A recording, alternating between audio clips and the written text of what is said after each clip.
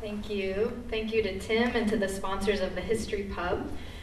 I'm excited to have this opportunity to talk about women's history to such a large crowd.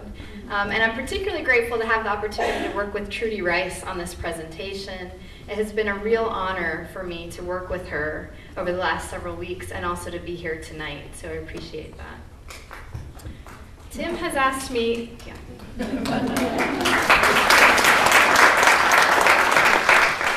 So Tim has asked me tonight to provide some historical context for Trudy's story. So I'm going to try to do that for you by weaving in and out of local and national histories.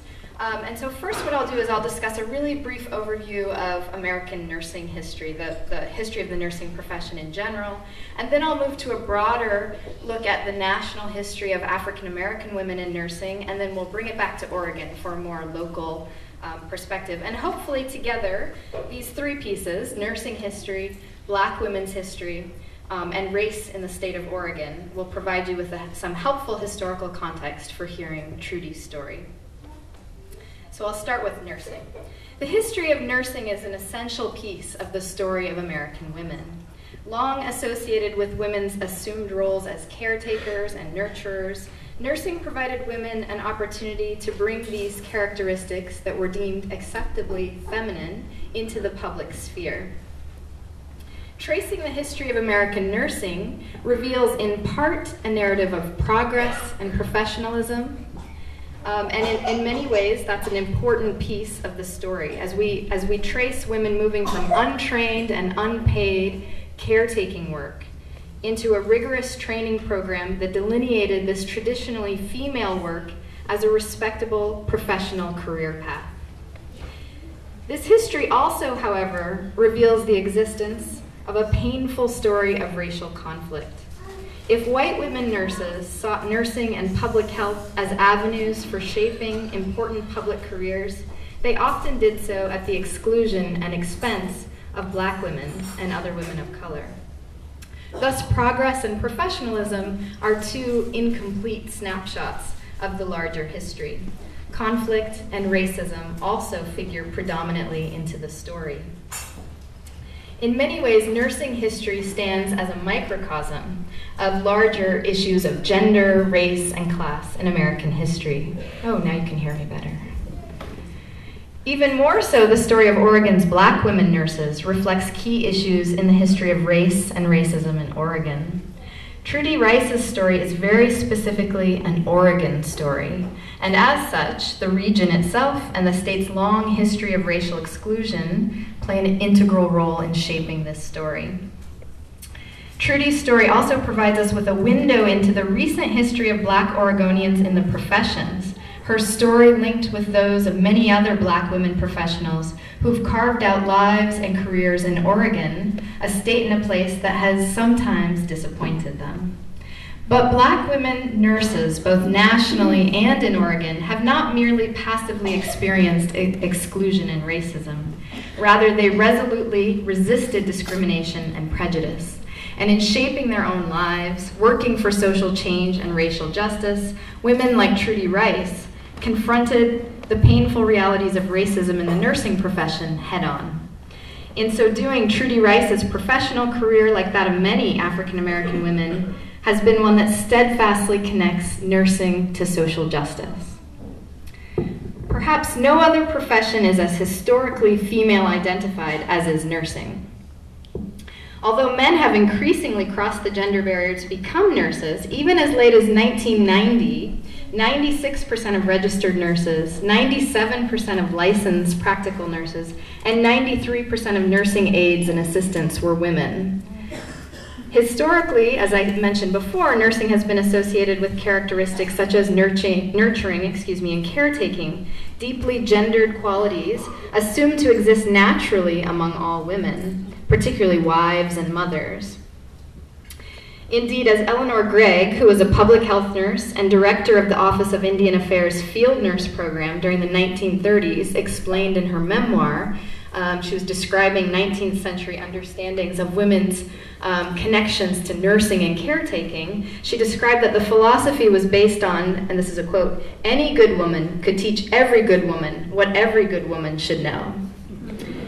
Although 19th century gender ideologies relied on this assumption that women were naturally inclined to be caretakers, by the latter half of the 19th century, American nursing leaders began advocating for training programs in an attempt to move away from the assumption that any woman could nurse.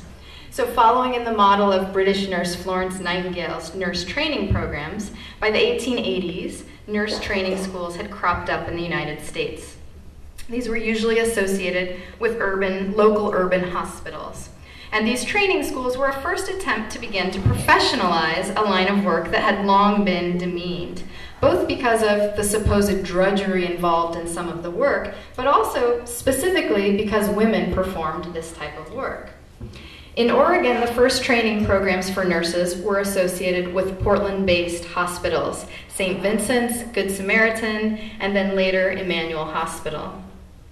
Although it was hoped that training school programs that delivered diplomas would help to elevate the status of nursing work, in reality, many of these nursing students were highly exploited, severely overworked, and underpaid. In many cases, many of them didn't get paid.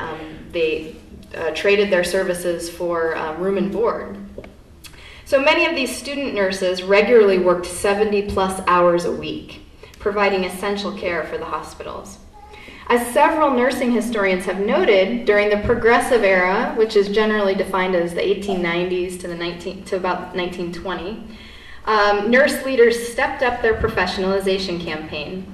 In a sincere effort to deal with exploitation and raise the status of registered nurses, professional nursing associations sought to professionalize nursing through state licensure and the creation of specific degree-granting programs that would be associated with community colleges and universities. So I want to show you here, this is an image of one of the first of those university programs, nurses training at one of the first of those university programs at the University of Minnesota. I'm not entirely certain what they're doing to the nurse in the middle. I think they're practicing bandaging, and the nurses in the room might know that better than I.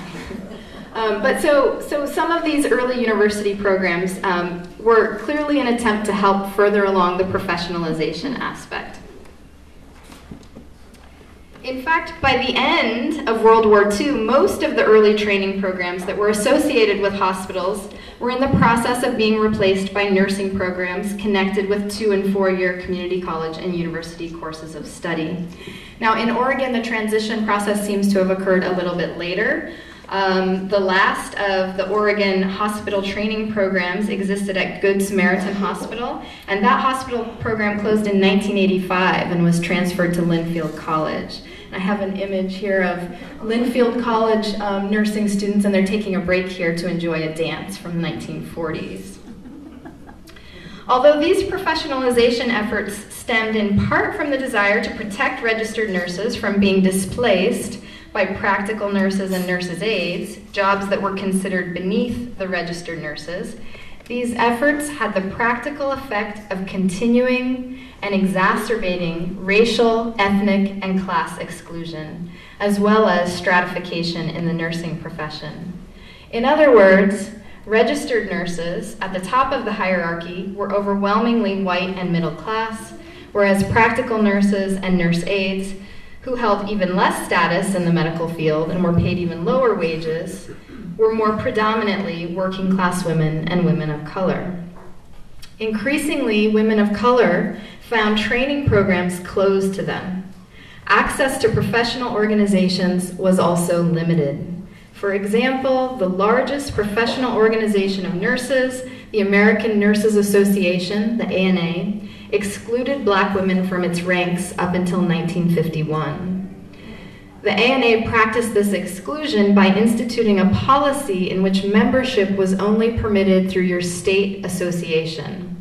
Now this, of course, meant that in all of the southern states where black women were banned from those state associations, none of those black nurses could join the American Nurses Association. You know, and if you think even today of the important role of professional organizations in fostering connections, advancing careers, you can imagine the impact of this type of exclusion.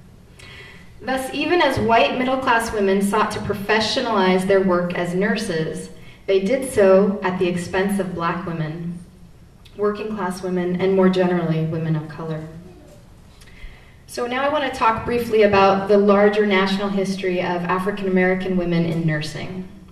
So African American women's historian Darlene Hine Clark has written extensively about the history of black women nurses. According to Hine Clark, the story of black women's struggle to be fully integrated and accepted into the national nursing profession mirrors the larger national story of the struggle for full civil rights for African Americans.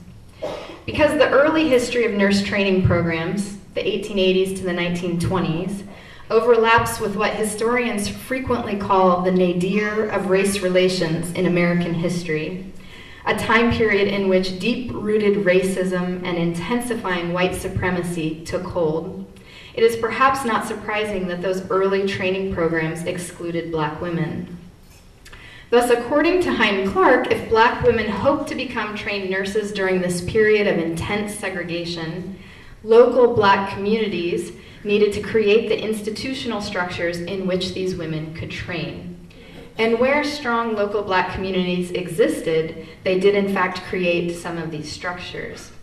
And perhaps in part, as a result, black women often felt a special obligation to their community. In fact, at the turn of the century, black communities across the nation frequently relied heavily on black nurses for health care. In Oregon, during this time, the African American population was so small that it would have been nearly impossible to support such institutional structures. And I'll talk about that more in just a minute when we come back to Oregon.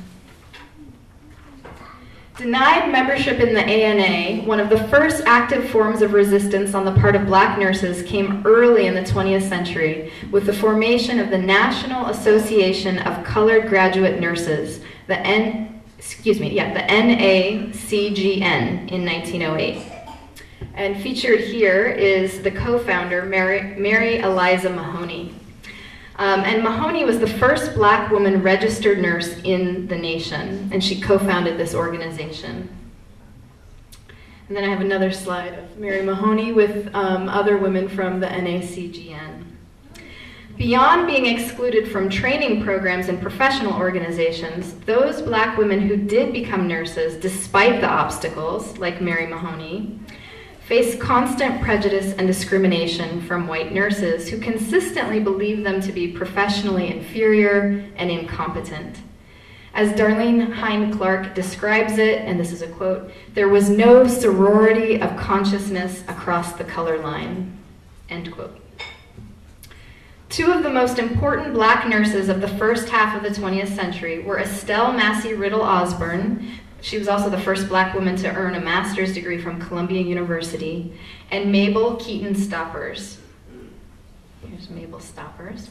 Both of these women played critical roles in the NACGN. In particular, these young leaders reignited the activism of the organization in the 1930s, taking over its leadership and setting a new and compelling activist agenda. Their primary goal was integration of the ANA. Stoppers became the NACGN's executive secretary from 1934 until 1946. These women's efforts were buoyed by the support of two powerful white allies. First, the more progressive nursing association, the National Organization of Public Health Nursing, which did favor the integration of black women into the ANA, and then also the support of Congresswoman Frances Bolton. Congresswoman Bolton was one of the major philanthropists supporting the NACGN between 1934 and 1951 with large financial contributions. More importantly, perhaps, she sponsored the Bolton Bill of 1943, which established the United States Nurse Cadet Corps. The bill helped to allow black nurses better access to training facilities, and this was key, right? Access was absolutely necessary. In order to qualify for Bolton funds, and there were many of them, nursing schools needed to drop their discriminatory practices against black women. Of course, this didn't happen by coincidence. This was the result of concerted efforts on the part of Mabel Stoppers, who lobbied for an anti-discrimination clause to be included in the bill. Remarkably, once Stoppers and the NACGN won their primary goal and the ANA became fully integrated, She advocated for and presided over the dissolution of the NACGN in 1951. The now integrated ANA, the American Nurses Association, had agreed to take over the function of the NACGN, advocating on behalf of black nurses. With great fanfare and celebration, stoppers and other leaders from within the national nursing communities and African American communities celebrated the demise of the organization because, according to stoppers, the mission had been fulfilled. As Hein Clark has recorded, stoppers declared that, quote, "The doors have been opened and the black nurse has been given a seat in the top councils. We are now a part of the great organization of nurses, the American Nurses Association." Although stoppers received much well-deserved praise for her work in integrating the ANA, which many of you might have noticed, I mentioned that year was 1951, and you might have noticed that that is a date that is over a decade before the landmark civil rights legislation of 1964. Despite all of this, unfortunately, racism in nursing did not vanish after 1951, particularly not in Oregon. And now we return to Oregon for a short bit. From its earliest history as a territory, Oregon began excluding African Americans from its boundaries. In the 1840s, the Oregon Territory passed a series of exclusion laws expressly denying entry to black men and women. According to historian Elizabeth McLagan, while white settlers to Oregon tended to come from the Middle West, the Ohio and Mississippi valleys, where exclusion laws and racist restrictions of black rights were commonplace. Bringing these attitudes and practices along with them, white settlers in Oregon who helped frame the state constitution debated the merits of an exclusionary clause, and they put it to a popular vote. In 1857, Oregonians voted in favor of statehood. At the same time, they voted against slavery. They would become a state, and it would be a free state. But the anti-slavery vote was not motivated by any particular ethical or moral opposition to slavery. Rather, they hoped to avoid racial conflict by not only prohibiting slavery, but by prohibiting African Americans altogether. Thus, when Oregonians voted in favor of statehood, they also voted in favor of a constitutional exclusion clause that would ban blacks from settling in the new free state.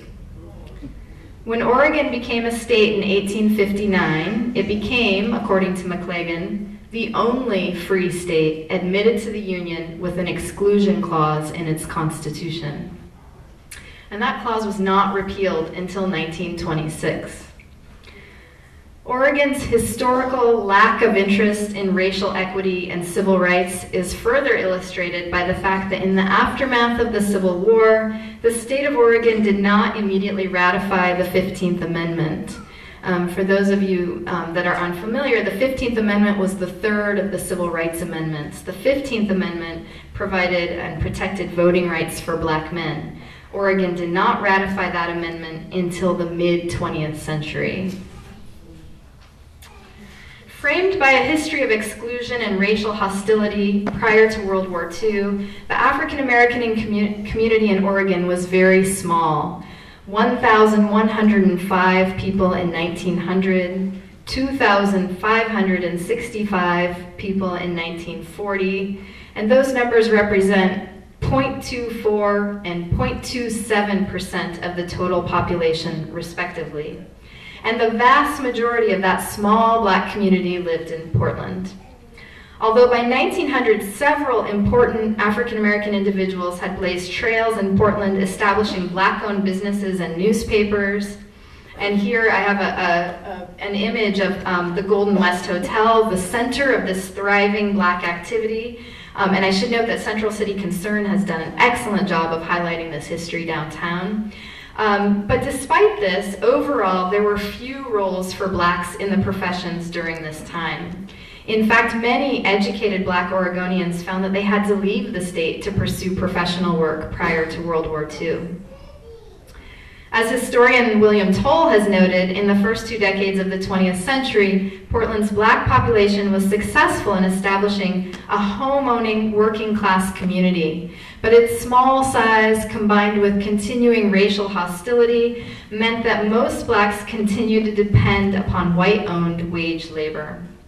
Thus, lacking a large middle class, Black Oregonians also lacked some of the community infrastructure necessary to support facilities that might train Black women as nurses. Some of that infrastructure did exist in other urban areas across the country, but not in Portland. In Oregon, in order to make headway into nursing, but really into all of the professions, African Americans needed to struggle for full integration and equal access to educational opportunities and professional organizations. World War II created the circumstances and the context for such a shift to occur. During the early 1940s, Portland became the destination of nearly 10 times as many African Americans that had previously lived in the entire state. The Kaiser shipyards attracted 100,000 wartime migrants, with at least 20,000 of them African American. Despite initial resistance, Black migrants successfully held skilled jobs in the Kaiser shipyards. And in the aftermath of both the war as well as the Vanport flood of 1948, Black migrants living in Portland contributed to the creation of a larger African American community, one that was increasingly prepared to struggle for full equality and integration. And this echoes the larger national trends as well, as many historians see World War II as laying an important foundation for the civil rights work of the 1950s and 60s. Although efforts at passing legislation to ban discrimination began early in the 20th century, these efforts increased in the aftermath of the war. Through the efforts of the Urban League and also through cooperation of Black and white allies, Oregon finally passed a state public accommodations law in 1953, which outlawed racial discrimination. And though this was an important step, it was nonetheless only a first step, a baby step. Like the later national civil rights legislation of 1964, it was negative legislation outlawing overt discrimination, necessary but not enough to erase years of racism. As President Lyndon Johnson said in the aftermath of the national legislation, freedom is not enough. Opportunity is necessary. And Johnson said we must take, quote, affirmative action to ensure equal opportunity. Likewise, there was much more work to be done in Oregon on a daily basis to struggle against continuing attitudes of racism.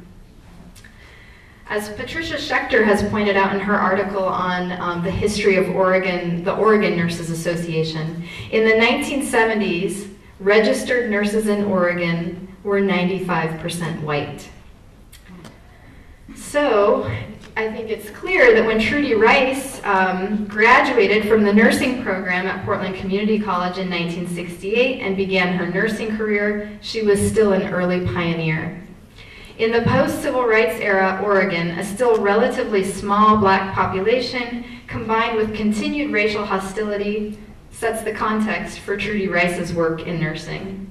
During the 1970s, as Trudi Rice began to establish her career, and a handful of other women of color, like Elizabeth Washington, who had a 30-year career at OHSU, they broke into Oregon nursing. These women began to write the pages of a new and continuing history of Black women in the professions.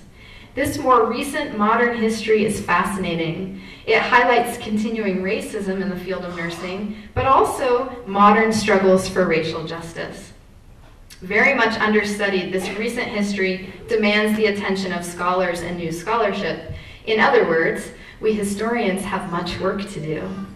Luckily, we have the stories of women like Trudi Rice to guide us as we begin to examine this time period. So to conclude my portion here, I just want to say that as Trudi and I had the opportunity to discuss together, the history of race and racism in America and in Oregon is a painful one, but one that must be embraced. It is only in fully confronting and accepting that history that we have the possibility to move through it to potentially, hopefully, a place of change. I often tell my students at the University of Portland that in exploring the American past, We're going to be studying what historian Eric Foner calls the gap between what America has promised to be and what in actuality it often has been. Trudy Rice's story is powerful both because it acknowledges the continuing recent historical injustices of American racism, but also because it provides us with an incredibly inspiring roadmap for change, for racial justice in Oregon. Thank you. And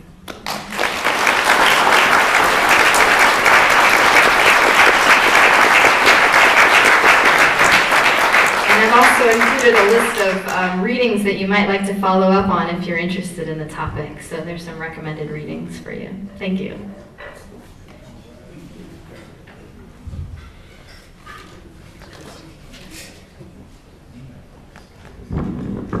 Another round of applause for Dr. Hancock. So now I'd like to bring up our special second speaker. Sometimes we meet people who are truly selfless, inspiring, who have gone many steps further than most of us would in order to make a situation better for all of us. Gertrude Trudy Rice is one of those people. As a single mom, she fulfilled her kids' needs all the while she was getting her nurse's degree. As a nurse for more than 3 decades, she provided compassionate care to thousands of Oregonians. As one of the state's first African-American registered nurses, she met adversity and discrimination far too many times, but made those instances opportunities to bring about positive, constructive ends. She was given the Kaiser Permanente National Diversity Champion Award in 2000. Wow. A high honor indeed.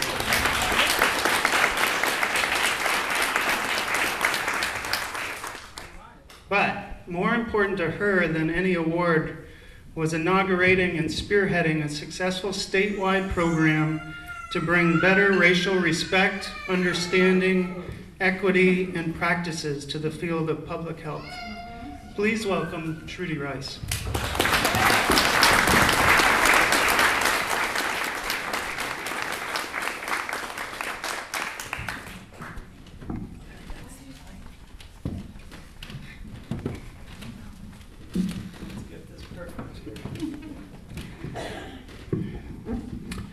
Good evening. Thank you all for coming. I just can't believe it. Is there anything else going on in Portland tonight? My goodness. Wow, thanks a lot. I just feel so proud. I feel like Minnie Pearl. I'm just so proud to be here.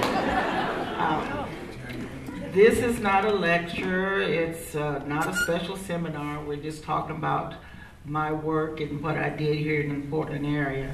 I want to thank Tim Hills. Thank him very much for giving me this opportunity. It's not too many times you get a chance to talk about yourself, and I get to do that tonight. I've been thinking about this for a while, and I know that this is not my complete life story. I can't tell you that tonight, but I will tell you the working part of it. First of all, I always wanted to be a nurse. I wanted to be one ever since I was a little girl. We lived down the street from Emmanuel Hospital. At that time, it was just one building.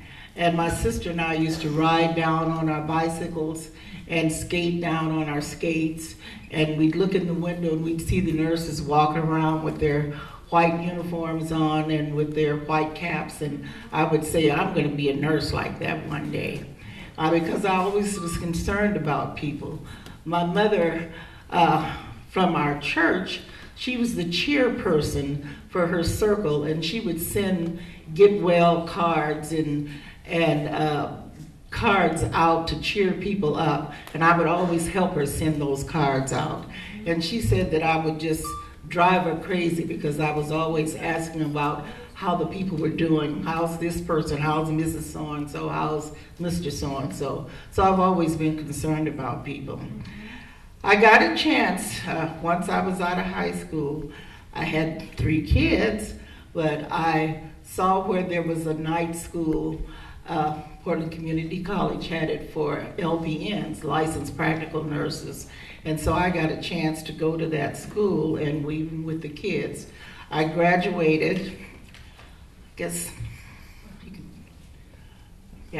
from the practical nursing program, and I started working at Holiday Park Hospital.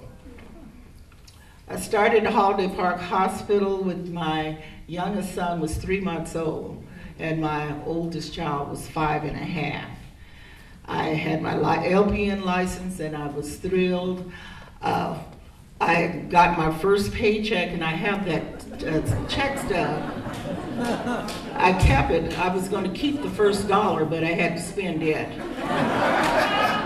So I did keep the pay stub, and I was making $1.68 an hour as an LPN, and that's pretty good. I found out that gas at that time was 31 cents a gallon, and stamps were only 5 cents. So that $1.68 looked like a big thing to me. At Holiday Park Hospital at that time, I don't know if you're all familiar, but it was known as the psychiatric hospital. And so I worked on the psych ward, and I worked on the med-surg ward. And that's where I learned most of my nursing. The head nurse there was very nice to me, and she had an assistant that was kind of a meanie, but I learned all of her tricks. I learned all the things about nursing, about IVs and catheters and all those kind of things, passing medication, the whole thing. So I was at Holiday Park Hospital. I was very innocent. I thought that everything should be just perfect and wonderful. I took care of patients there, and I loved my patients. But I walked in a room one day, and a patient said to me, "I don't want you to touch me." And that was my first little hurt, my first feeling of real life, what life is really about. And so went out and told the head nurse, and she got another person to take care of that patient because the patient said that she didn't want a black person touching her. I was at Holiday Park Hospital, well, altogether for 15 years, but I worked full-time there for a number of years. While I was there, the news came out about PCC, that Portland Community College was having a 2-year RN program, and I immediately checked that out. Of course, there were so many people signing up that I didn't think that I would get in. I think out of 250 applicants, they were going to take like 50, and so I ended up one of the 50. There were only 2 black RNs the 2 black students in that class, myself and one other lady, and I wish she was here tonight, but she's not able to be here.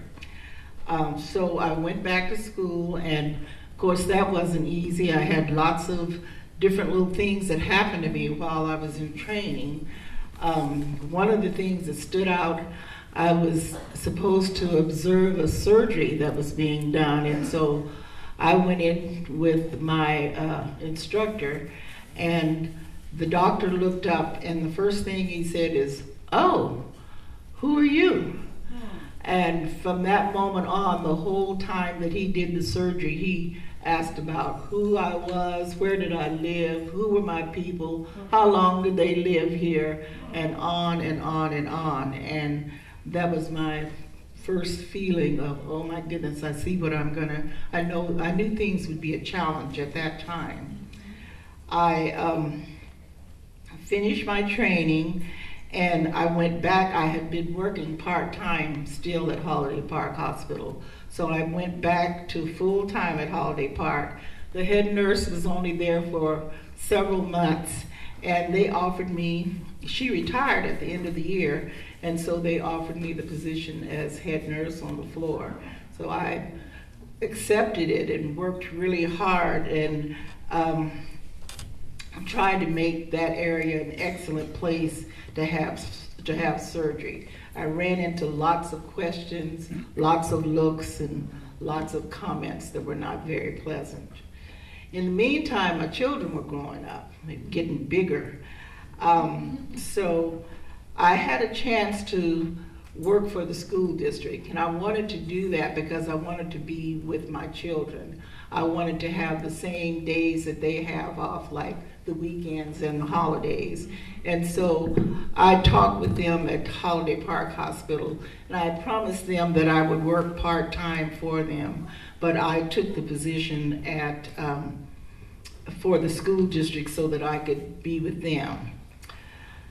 So I found myself being the health coordinator for early childhood education and Head Start.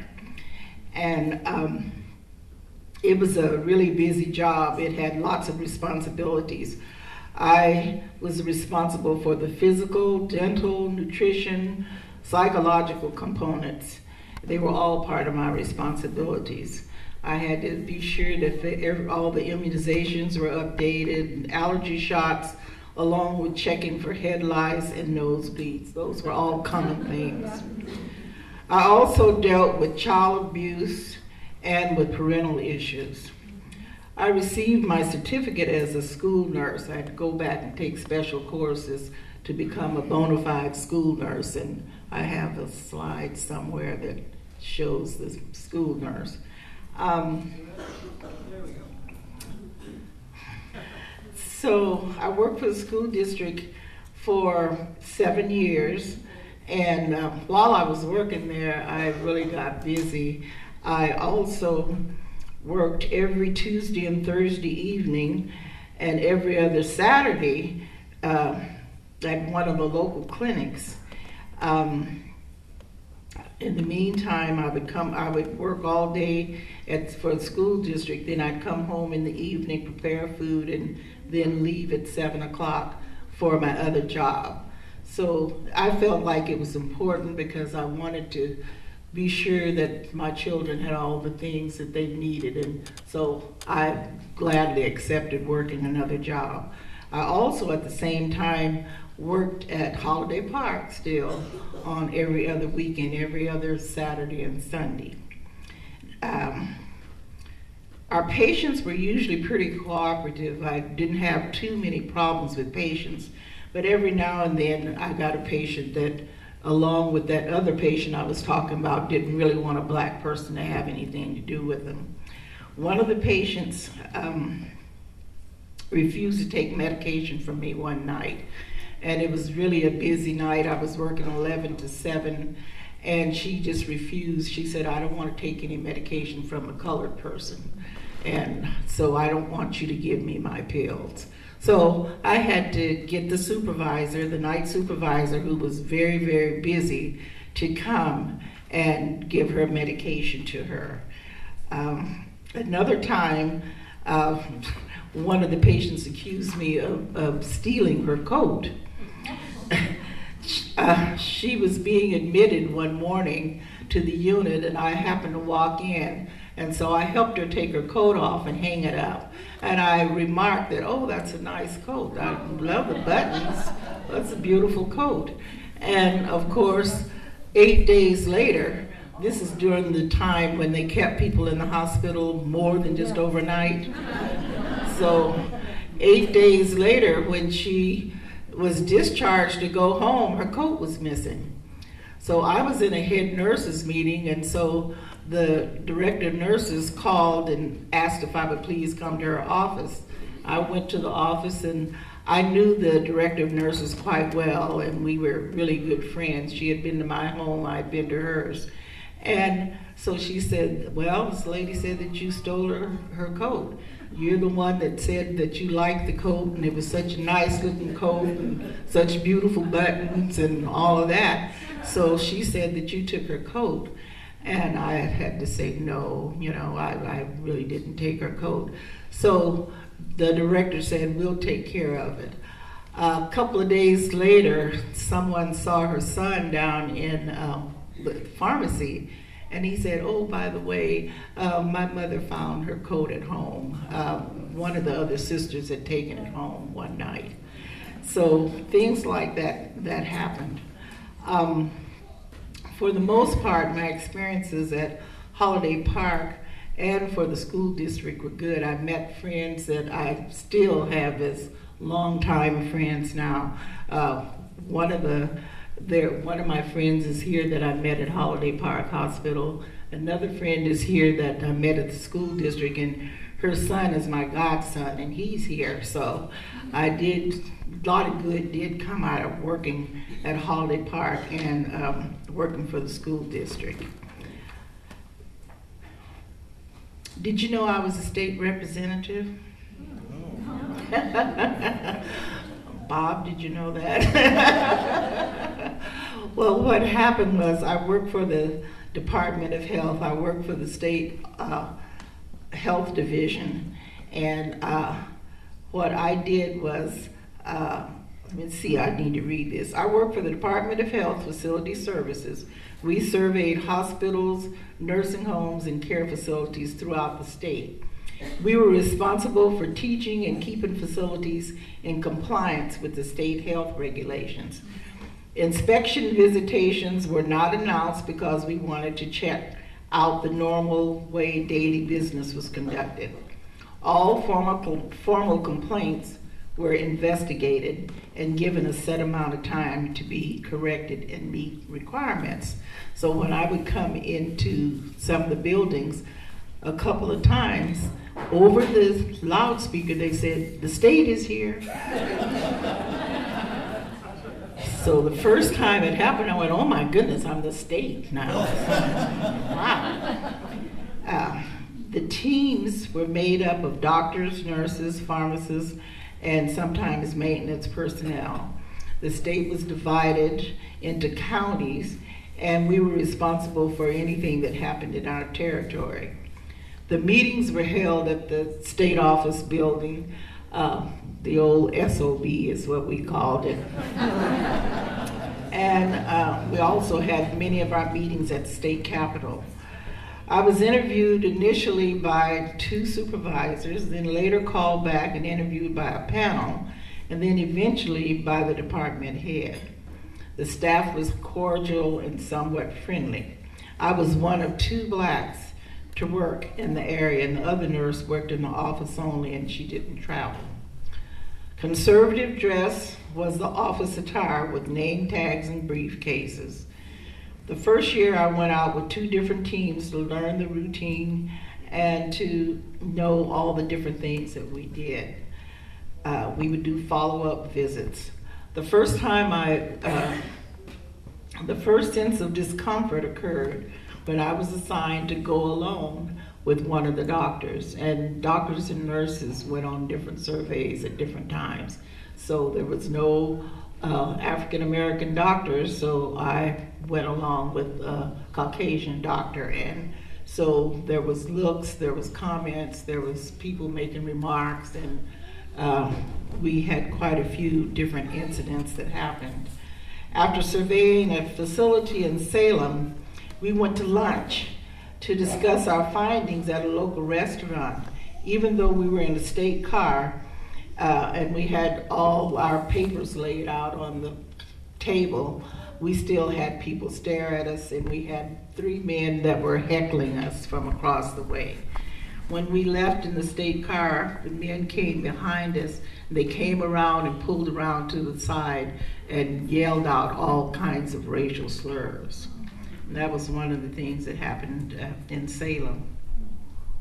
In Enterprise, Oregon, I was with another nurse, and a little girl was there, and she kept running back and forth, coming over to me. She would touch my hand, she would touch my leg, she would run back, then she'd come back again.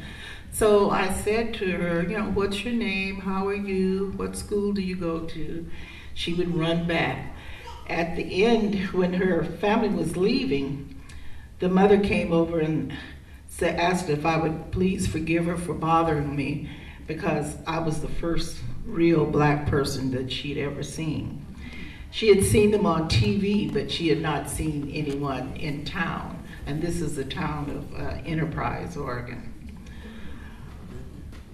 One of the nurses that and I were investigating a complaint in Baker, I guess it's Baker City now, and the administrator came up to me and said, "Would you do me a favor before you leave?" And I said, "Of course, I'll do you a favor." And so we finished investigating the complaint and taking care of the business. And so she said, "Did you still want to do that favor for me?" And I said, "Of course." So she took my hand and she walked me down the hallway, and she walked me down to the end of the hallway where there was a room where there was a little old black lady in the room. And she said, "Would you sit and just talk with her for a few minutes?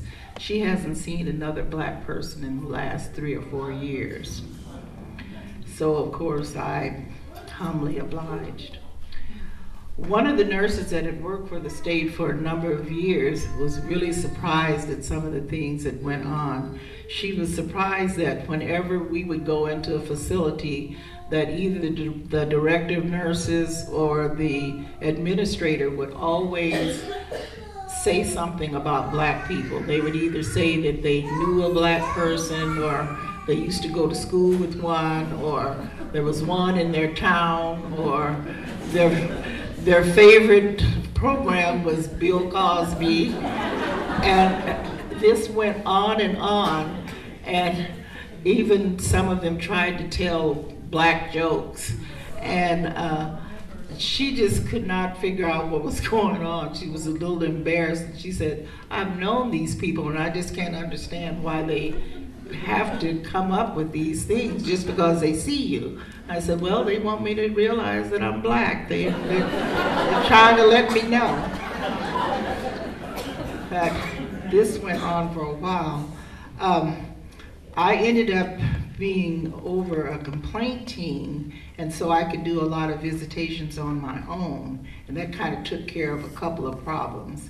I flew on small aircraft like Air Oregon or other commercial airlines, like if I went into Pendleton or to Klamath Falls.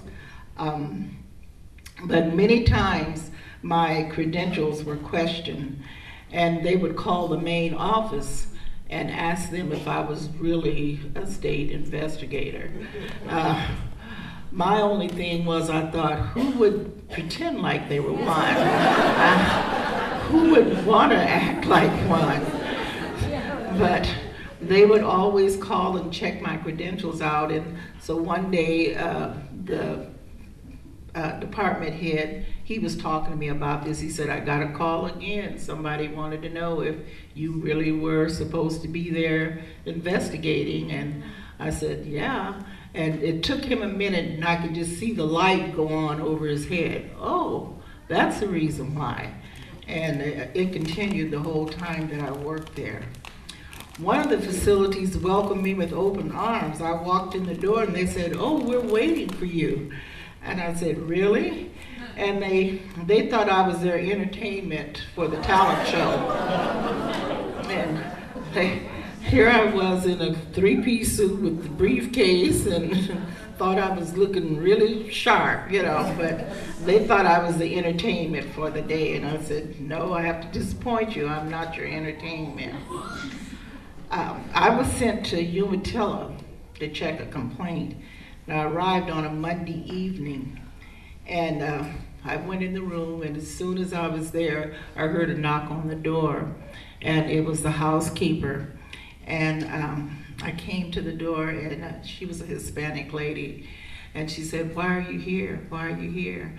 And I said, "I'm here for business." And she said, "You should not be here." And I said, "Why is that?" And she said that the Aryan Nation and Skinhead had just had a meeting there, and there was still some of them in the hotel, and she wanted to warn me that they had been there all weekend long. So I said, "Okay," and gladly stayed in my room for the rest of the night. After being there for 3 years, There was a change. We got a new governor, and there was a change in the office. And so I resigned from that position because they had a big cut, and I said I'll just go somewhere else. I ended up working for a couple of facilities where I was the director of nursing services, and that was a really hard job, and I had lots of different incidents that happened while I was there. It was hard dealing with the staff and with the families, and of course trying to keep all the state and federal regulations. My time with the state was a good experience, and I learned a lot about people. I think one of the things I learned about Oregon, which I already knew, is that some of those small towns had no African Americans at all, and they were all surprised to see me. And some of them, in fact, we had something happen where they knew who, whenever I'd go in, I was supposed to go in for investigations and not let them know. Well, if I stopped at a store or a restaurant, they knew me, and they would call ahead to the facility and tell them that I was in town. That's how small the town was, and they knew my face. I found out about that after going back to the office. After leaving that position, I decided I was going to take a small vacation. But while I was at home, I looked in the paper, and out of curiosity, I looked at the want ads, and there, of course, was a whole page of job positions for registered nurses. So I saw one position, and it was at Kaiser Permanente Clinic on Interstate Avenue. So I thought, oh, that's perfect because it's only 10 minutes from my house. So I went there. I decided to apply, and I was told that the position was only for 3 months. And so I was to replace a nurse who was on medical leave. So I started in the OB/GYN department. I was assigned to work with one main doctor and with others as necessary. I enjoyed the position and felt at ease with all the nurses. And of course, the story is that I came for that 3 months, and I ended up staying 20 years in 3 months. As the only African American RN that worked in the building, which was West Interstate at the time, I had many questions by the staff, by the doctors in regards to where I went to school, where did I graduate, what was my personal background. I enjoyed working with the new OB patients, and it gave me a chance to interact with a greater number of young African American women, a lot of young African American mothers. I made a point of being friendly with them and letting them know that they could count on me if they needed to have questions answered or whatever. I was identified as the Black RN. I left the department after 3 years and went into becoming the team leader of the general surgery clinic. At that time, it was a large department which consisted of I wish it was two. It was 12 surgeons with nurses and medical assistants and other necessary personnel. It was a real challenge, but I was willing to work hard with the team and provide excellent patient care. The team leader position entailed many duties, and I heard stories from other Black employees regarding racial jokes, comments, and biased attitudes. Several had gone to supervisors, but no real changes had been made. A patient stopped me one day in the hallway and stated that it was a possibility that I was a relative of slaves that had been owned by his great-grandmother. I told him I was not a descendant. He returned to the clinic a few weeks later looking for me. He was asked not to bother me by one of the physicians. He came back a couple of times, and he wanted to tell me all about how his great-grandmother owned these slaves, and he thought my last name was the same as the great-grandmother's. One day I asked one of the medical assistants to prepare an exam room for a patient, and she answered, "Yes, ma'am." Then under her breath, she said, "Yes, mammy." The next week was my birthday, and I was asked to come to the break room for lunch, where a surprise was waiting. There was a cake with a picture of Aunt Jemima on the front. Do you have that picture? I have a picture. There it is. They took some Polaroid pictures, and so I just reached over and took the pictures after they had taken them, and they clapped and they laughed and they thought it was really funny. They thought it was a funny joke. When they finished clapping and laughing, I told them that it was not funny and that it was very serious, and I was leaving at that time. I didn't leave the building. I went to the administrator, and I told the administrator, I took the picture out and showed it to her. She almost fainted. But I showed her the picture, and I told her that there was a lot of things that I could do with that picture. I could make a big deal out of it. I could go to the newspaper. I could go to Channel 8 or whatever and talk about it. But I told her what I wanted was some diversity training for that campus.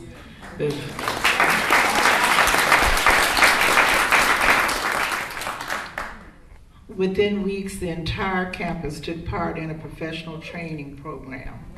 Many of the young women were still dealing with racial comments.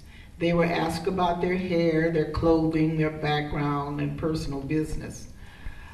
One group was planning on going to Hawaii. There was 3 of them, and they had planned this trip for a while. And the supervisor said to them, "Why do you need to go to Hawaii? You already have a tan." So things like that happened. And because of that, I had many of the young women come and talk to me. And I talked to them about different ways that we could handle comments, negative comments. And so with that, we started a group called the Harmony Group. And I'll read more about that later. And well, I can read about it now. It was a group that was started so we could handle racial comments. When I got the award that he mentioned, the National Diversity Champion Award, this is one of the things that they read. One of Trudy's most noted accomplishment is her grassroots effort to improve race relations in the clinic. This was the reason for the Harmony Group.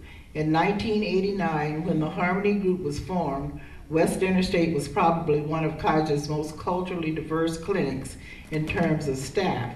She had watched young women receive reprimands, suspicions, and even termination for inappropriate behavior in the workplace. She found out that their behavior grew out of frustration from not feeling comfortable working in a clinic where there was clear divisions between color and job titles. These young women were inexperienced in handling verbal and nonverbal racial cues. For the most, this was their first professional job. Many had approached her to vet, and when discussing how to deal with racial issues in the workplace and to work on solutions. So that's what we did in the Harmony Group. A cultural diversity board was started, and I was on that board. It was made up of staff from all over the region, and we discussed issues regarding prejudice and discrimination, and we started talking about culturally competent care.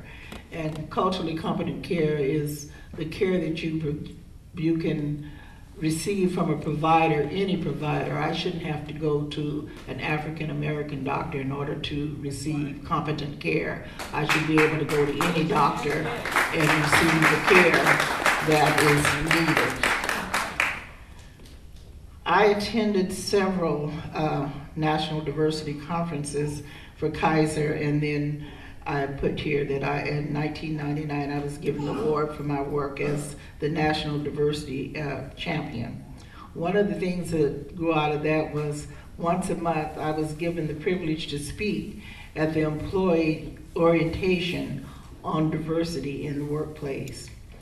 In my department, on a monthly basis, we had potlucks, and we tried to bring a food from a different culture and explain what that culture is about so that we could get a better understanding of each other. And you know, the more we understand each other, the better we can work together, and that's better patient care for everybody. The campus had a group of team leaders that met monthly, and at one time I was chairperson for a few years. Over the years, our clinic changed, and part of the doctors and staff went to another campus, and our group moved across the street to Interstate South building. I resigned on December 31st, 2004, with many friends and many memories. I worked hard for Kaiser to improve patient care and to help mend race relations. I enjoyed working with the staff and will always remember them in a positive way. Okay. Closing remarks. I could go on and on. I have many, many stories. You could be here all night long. I'd like to thank you for your attention. Thanks to all my friends, and thanks to my family, and thanks to my writing group that came, and my friends from AARP that came, and everybody, my friends from church that came. I have lots of groups here. And so thank you to all of you. A special thanks to my husband. I don't want to forget him. This is Mr. Harvey Rice.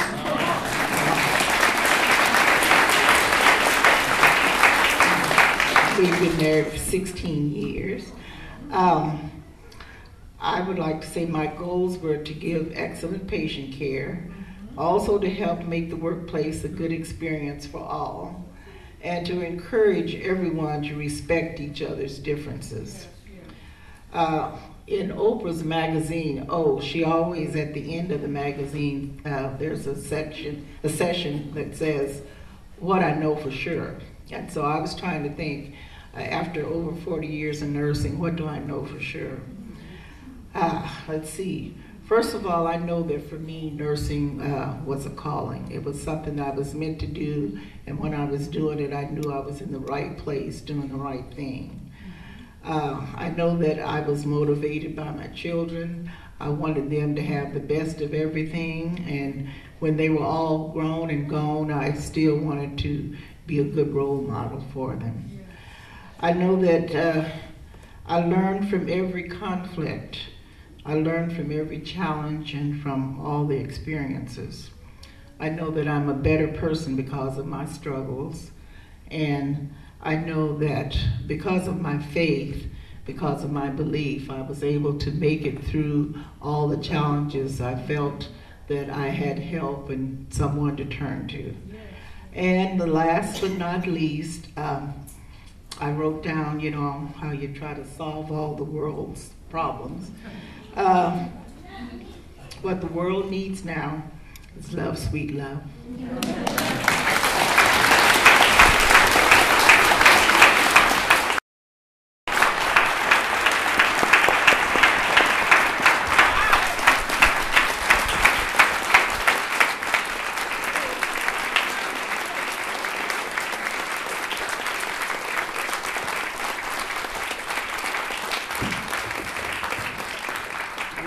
Trudy Rice. So there is time for questions. Anyone who has questions for either of the speakers, they'd be happy to try and answer them for you. Sir. Trudy, I would sanctify her comments about being a state inspector, because I used to be a HICFA inspector, Healthcare Federal Administration. And like you said, you go in these small towns and they know you, once you stop the first time, they call everybody that you know you're there, so everything's going to be right. And you go over, I've been to Enterprise, I've been to Baker, so I know how you feel. Thank you. Any other questions? Sure. I just want to thank Trudy for her leadership, her dedication, her commitment to this community. Trudy was the chairman of my board from the Nurse Practitioner Clinic, and I am one of 2 African-American nurse practitioners in the state of Oregon, certified pediatric nurse practitioners. So I share and I come to that we've integrated that level of the advanced role of nursing to have more than 2 of us. But I'm thankful for you, for your leadership, for your direction, your commitment, and your love. And she truly is an excellent leader. She's one that leads from her heart, and I thank God for you.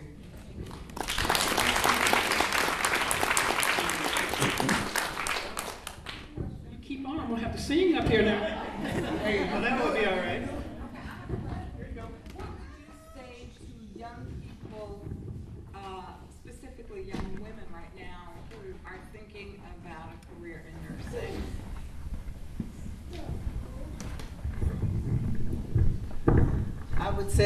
I would say it's the best career you can have because you can go into many areas.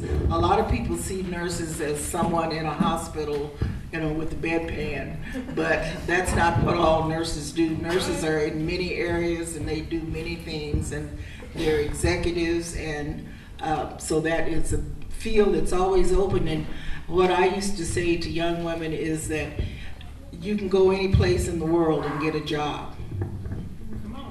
And I have an hour of your time, so you can talk to my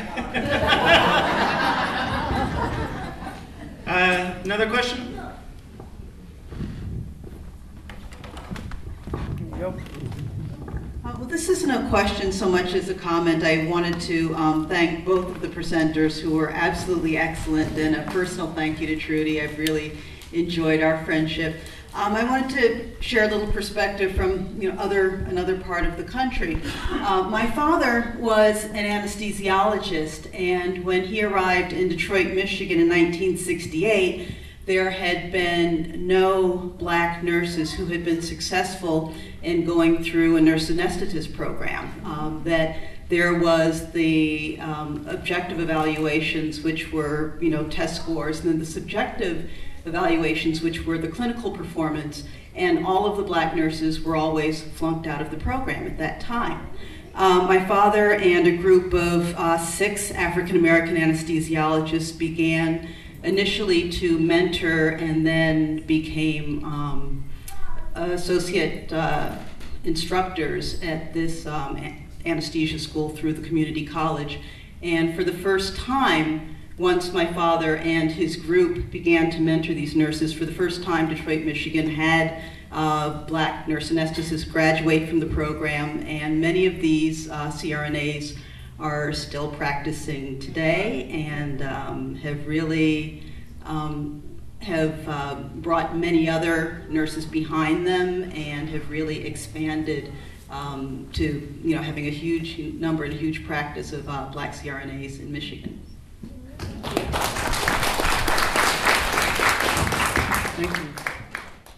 Other questions?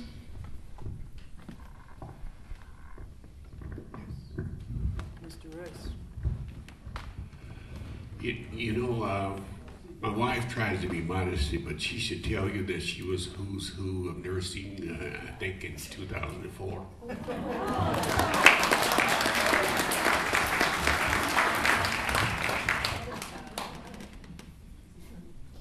One last question? 2 last questions? Okay. Hi, Trudy. I didn't know all of this about you, but I'm a new member to the Northeast AARP chapter, and Trudy continues to share her knowledge of health and health advising, health education for our big chapter. So I'm saying she's not just keeping the information to herself, she's making us knowledgeable of what we should do and the shots we should get and everything. But just curiosity, what year was that they gave you that infamous cake with that face on it? 1988. Oh, sad.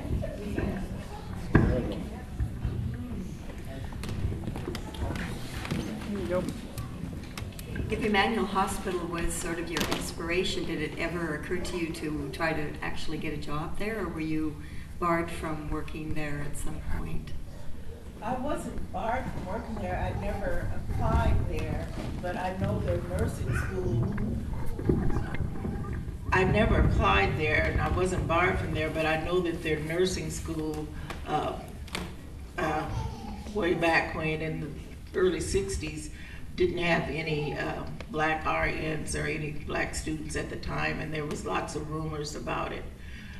One of the rumors was that, and I understand it's supposed to be true, that there was a black young lady that qualified, and they said she had to find somebody else to be her roommate, find another black nurse to be her roommate.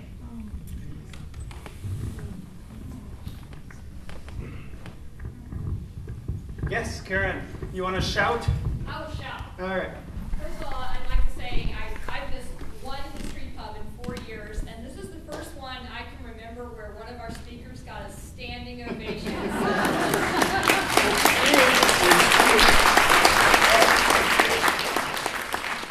I have a question for Trudy. This might be hard. I don't want to put you on the spot, but I'm curious if you can identify a happiest moment or perhaps most fulfilling moment that came from your long and distinguished nursing career. I had quite a few, actually. One of the main ones was when I received that award for the National Diversity Champion, because when we started our different groups, like the Harmony group, it may sound like it had nothing to do with nursing, but it was for all the people that worked in the clinic, and you know, it meant that people would feel better about themselves, feel better about where they work, and they would be better employees. And so that was one of the times that was, and I had many good experiences and many good friends, and I mean, it was over a number of years. So in each place that I worked, I had friends that I still remember, and a lot of them that I'm still in touch with.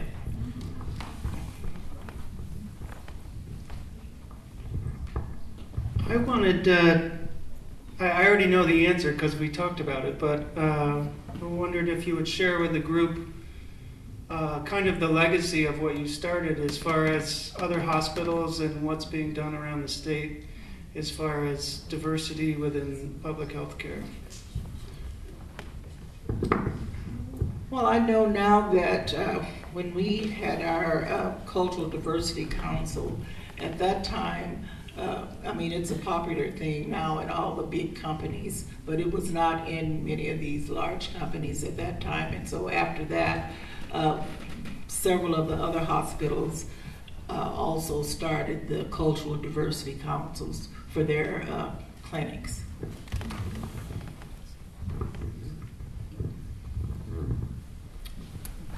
I'm going to go back to him because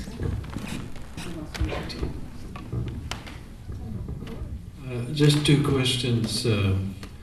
What would be a good estimate of the percentage of nurses in Oregon who are African American at this point? And the other question for the professor, Representative Bolton, can you tell us where she was from, a little bit more about her? Republican of Ohio.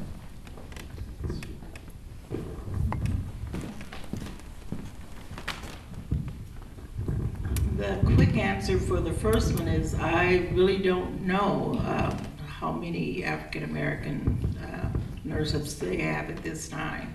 I know that once PCC opened up their program, every year they had a number of black students, and so there's quite a few now compared to what it used to be. Congresswoman Bolton was from Ohio. She was a Republican from Ohio, and she first filled out her husband's term, who was killed when he was in office, and then got elected in her own right and served for, I think, 16 years, and had a commitment to public health, an interest in and a commitment to public health.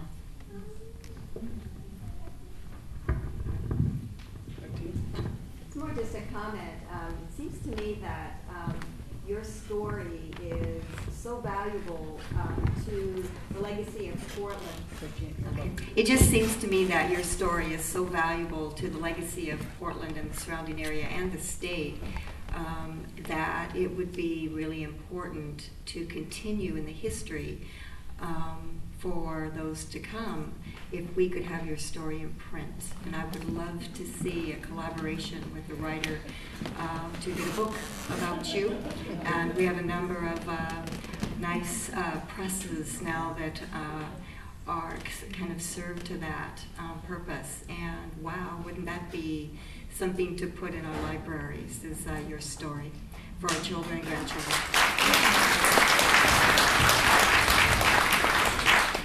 I think Christy Hancock might be interested in something like that too. Quarterly article. And a quarterly article for the Oregon Historical Society. Other questions or comments? Do you want to? Nope.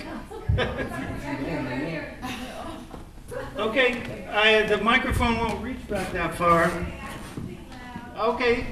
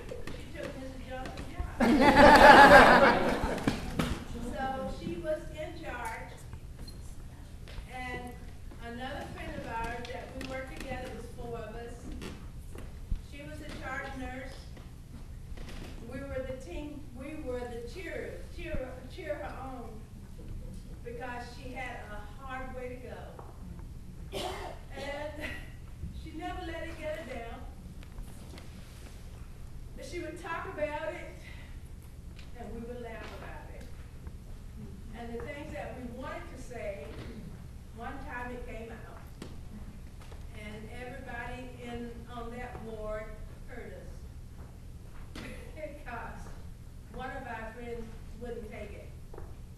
But Gertrude was the one that was the leader and the comforter. So that's why she's been able to go as far as she has. Because she's a Christian, she had a goal, and she did it. And I'm one of her friends to hear the tell her about it. Yes.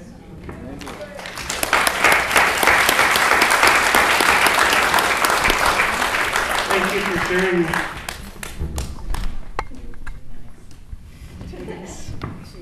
There were some other hands up. Way in the back. But just one second.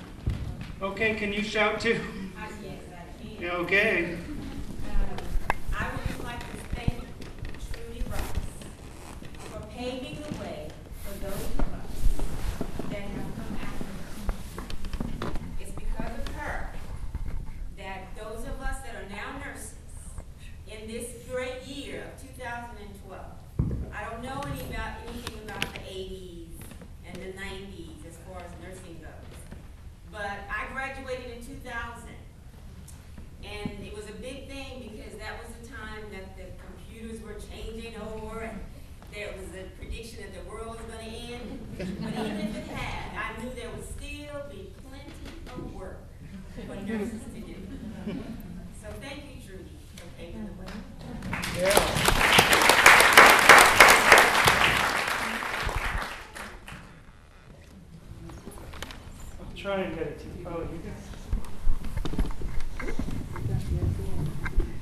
Hi, I'm Ken Woods. I'm Trudy's son, along with three of my other siblings are here. And you guys probably don't realize when all this was going on, she had 5 kids. And so part of her duties was doing all the things she had to do and all the things that she worked hard at, and then she came home to us 5. And I can tell you it was not an easy thing. But I have to say that we're so proud of her, and I was so proud of her as a nurse that I married a nurse. So we're just proud of her, and it was amazing how she taught us independence. I always tell people when I was about 18, and I remember standing in a dorm room and someone staring at a washing machine.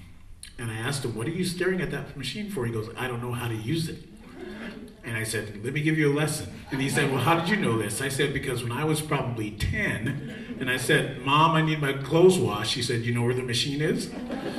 I said, 'Yes.' She goes, 'You know how to, here, I'll show you where the buttons are.'" Because with 5 kids and all the things she did, we learned how to be independent and take care of those kind of things. So I thank her for that. So I'm proud of her.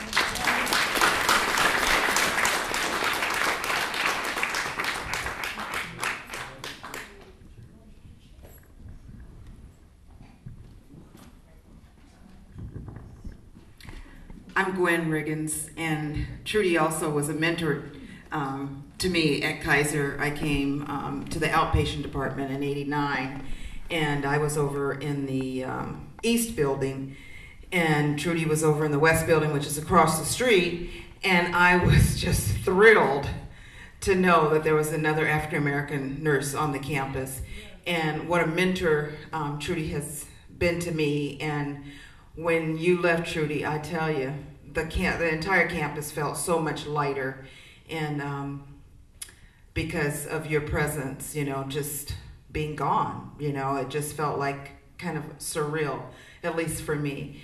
And I just wanted to just say publicly that you've been salt and light, and you've left a legacy that you have no idea of the lives that you have touched over the years. And it's because of your example that I am the nurse I am today.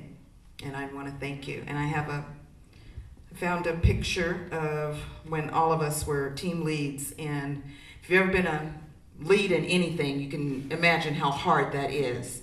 You're pretty much alone. And so sometimes it really helps to have someone to pave the way for you and feel like you can go to them with anything. So I just wanted to give this to you.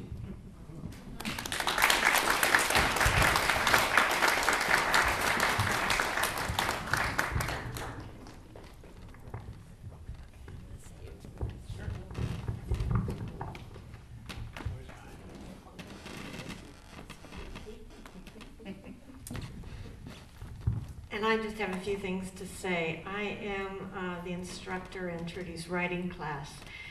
And I've only known her for probably, 3, maybe 4 years? Yes. But it didn't take but a few minutes to realize that this woman is very special, as I'm sure all of you know.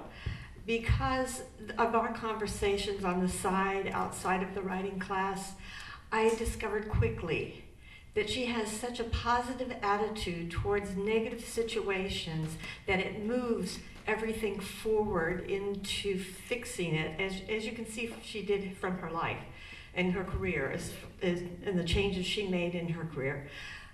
That sort of attitude is where everybody needs to go. And Trudy sets a marvelous example. I remember, and forgive me, her children, and forgive me, Trudy, I remember her telling me that, when her children were upset at the racial issues they had to deal with, that she guided them to look at it in a positive way. And I think that has been her strong suit, that is who she is, and that is why she's been able to take it all in and fix it, at least starting the fix. The fix is going to take years, as you know, sadly. But I'm very thankful to have her, and I'm very pleased to see the interest in her telling her stories in print. Of course, that's what I encourage all the time, so I hope it does come about. Thank you. And thank you, Trudy. Thanks. Anybody else?